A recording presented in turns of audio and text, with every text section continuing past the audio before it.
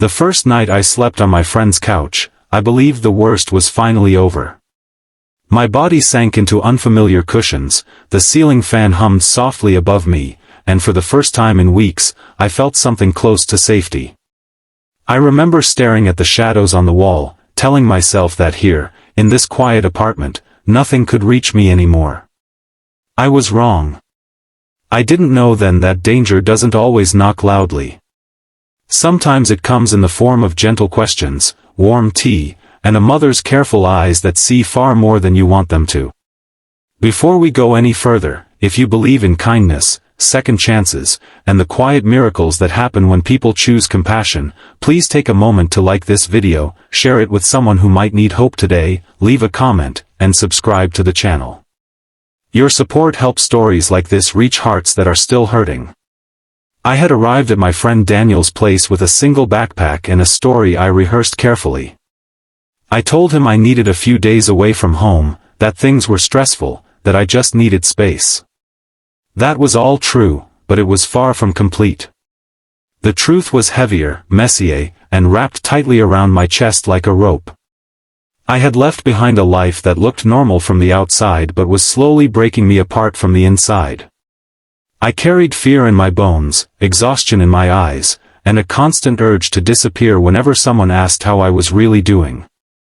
Daniel lived with his mother, a woman everyone described as kind but intense in the way only mothers can be. She was the sort of person who noticed details others missed. The way you flinched when someone raised their voice. The way you hesitated before answering simple questions. The way your smile arrived a second too late. I knew this, and still, I believed I could stay invisible. I thought if I kept my head down, helped with chores, and stayed quiet, I would pass through their home like a ghost, unnoticed and unexamined. The apartment itself felt safe at first. Morning light poured through wide windows, filling the rooms with a pale gold glow. The city outside looked distant, muted, like a painting behind glass. At night, the sounds of traffic blended into a steady rhythm that helped me sleep. Daniel went to work during the day, and his mother stayed home, moving through the kitchen and living room with an unhurried grace. She cooked, cleaned, and watched me with a kindness that felt almost too deliberate. It started with small questions. Harmless ones, or so I thought.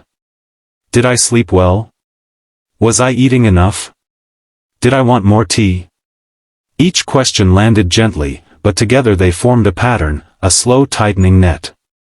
I answered politely, carefully, always choosing words that revealed nothing. I had learned long ago that honesty could be dangerous. Silence felt safer. But she didn't push at first. She simply observed. She noticed how I jumped when the door slammed downstairs. How I kept my phone on silent and still checked it obsessively. How I apologized too often for things that weren't my fault. When she spoke, her voice was calm, almost soothing, and that made it harder. Kindness can be more frightening than anger when you're used to defending yourself. One afternoon, while Daniel was out, she asked if I wanted to help her prepare dinner. I agreed, because refusing felt rude. We stood side by side in the kitchen, the scent of onions and herbs filling the air. The radio played softly in the background. For a moment, it felt normal. Too normal. That was when she asked me where my family was. The question was simple, but my hands trembled as I chopped vegetables. I gave a vague answer, something about distance and busy lives. She nodded, but her eyes lingered on my face. Over the next few days, the questions grew deeper, more precise.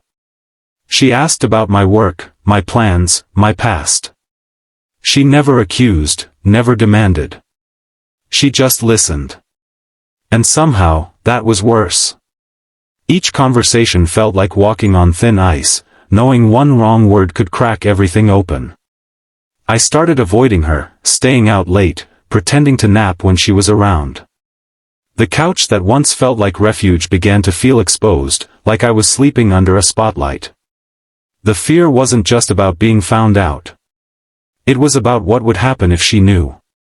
I was terrified she would tell Daniel, that he would look at me differently, that I would become a burden instead of a guest.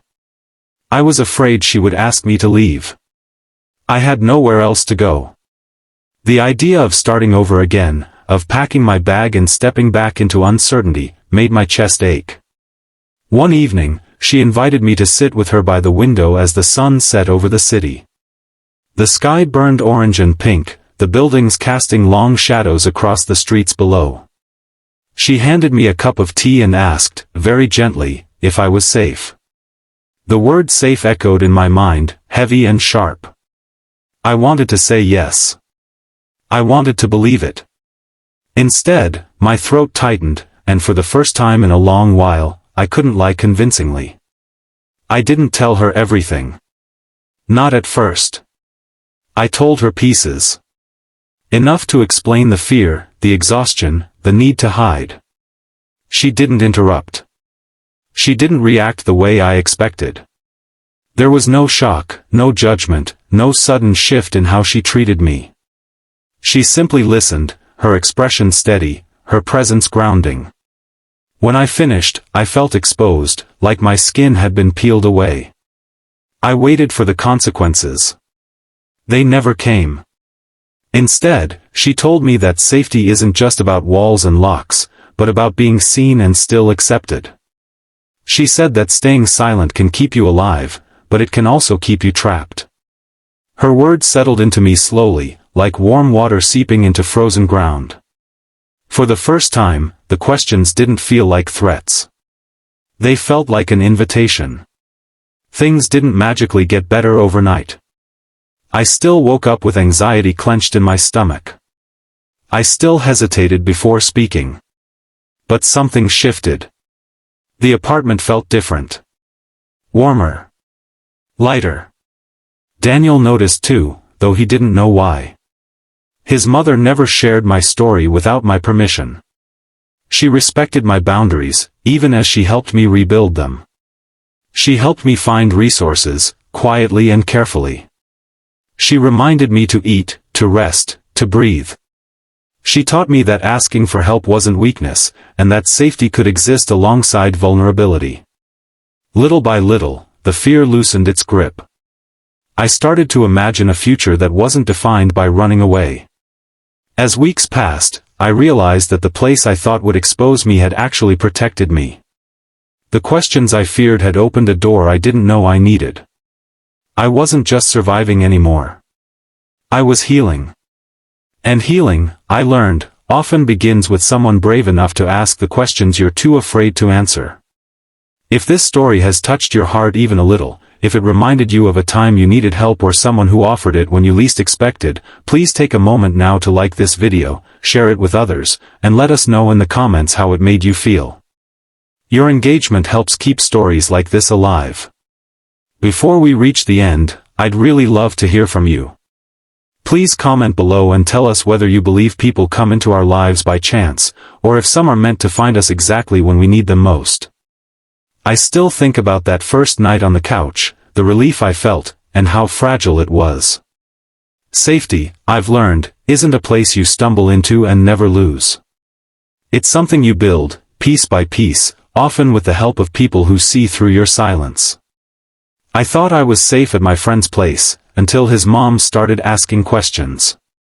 Now I know those questions didn't threaten my safety. They saved it.